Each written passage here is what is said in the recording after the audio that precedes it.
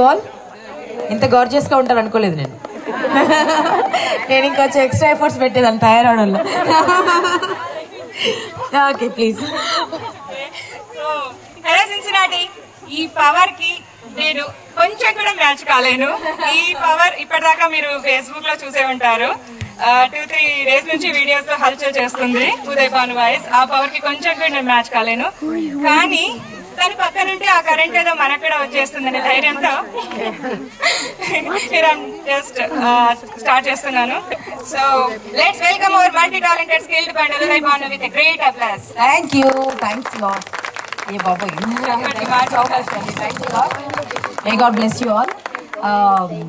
అప్పట్లో ఉన్న ఉదయభానికి ఇప్పట్లో ఉన్న ఉదయభానికి తేడా ఏంటంటే, అప్పట్లో కొంతమంది అడ్మైర్ చేసేవాళ్ళు, ఇప్పుడు ఎక్కువ మంది అడ్మైర్ చేస్తున్నారు.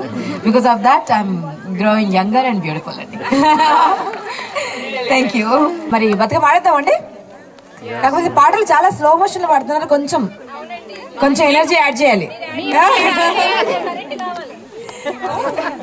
తెలంగాణ రాష్ట్ర పండుగ బతుకమ్మ.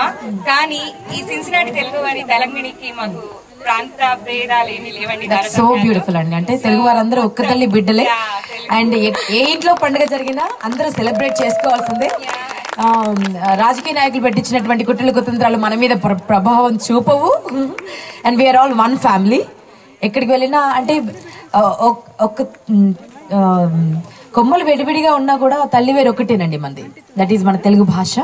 సో మనం అందరం ఏ పండుగని అంటే అట్ల తద్ది ఎంత ఘనంగా జరుపుకుంటామో బతుకమ్మ అలాగే ఘనంగా జరుపుకుంటాం. అండ్ బతుకమ్మని ఒక్కొక్క ప్రాంతంలో ఒక్కొక్క రకంగా సెలబ్రేట్ చేసుకుంటారు. నెల్లూరు వారు సెలబ్రేట్ చేస్తారు, బొడ్డెమ్మ అంటారు. పల్లెల్లో సెలబ్రేట్ చేస్తారు. సో ఒక్కొక్క ప్రాంతంలో ఒక్కొక్క పేరు పెట్టి సెలబ్రేట్ చేస్తారు. ఇది అందరి పండుగ. సో మనస్ఫూర్తిగా సెలబ్రేట్ చేసుకుందాం మనం.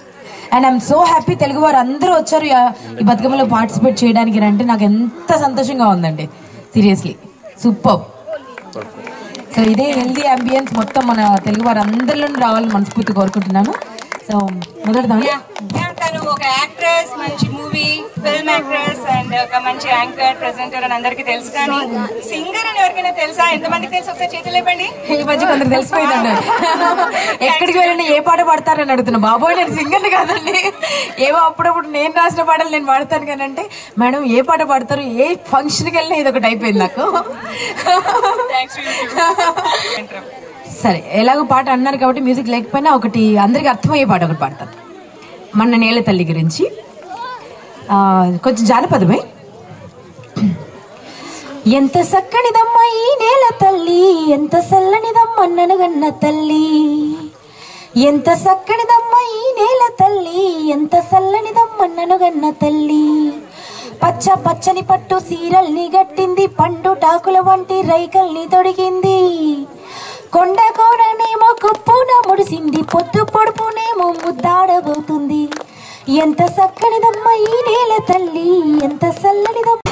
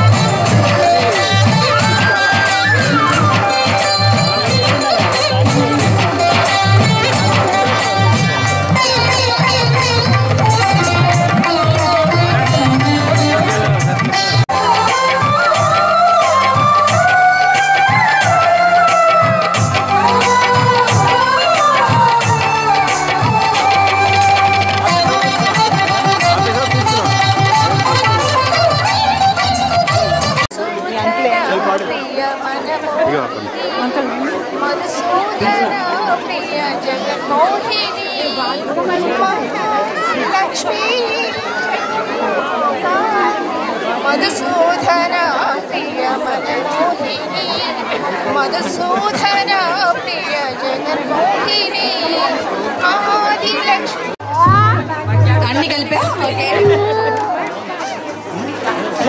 ఈ ఎఫర్ట్స్ కి 100%. అదే ఆడవాళ్ళందరూ కలిసి చేస్తే గెలుపు తథ్యం అన్నమాట.